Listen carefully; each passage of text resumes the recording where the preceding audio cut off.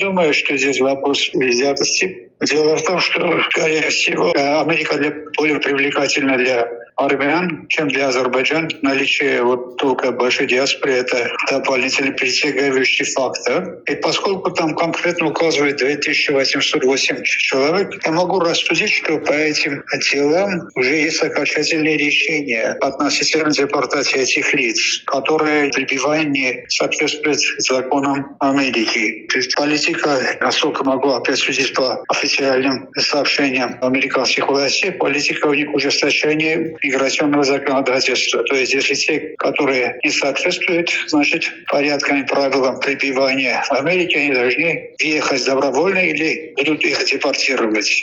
Вопрос не стоит увеличения численности населения Армении. Это не демократическое явление. Здесь вопрос стоит, что каждый человек должен соблюдать правила пребывания в любой другой иностранном государстве. Будь в Америке, будь в Европе, будь в Азии. А Армения тоже следует этим принципам. Если те иностранцы, которые не соблюдают правила, законы пребывания иностранцев в своей территории, они должны и самостоятельно, если не самостоятельно, тогда выдворены за пределами этих стран. Это такой вопрос. То есть каждая личность, индивидуум несет за себя ответственность.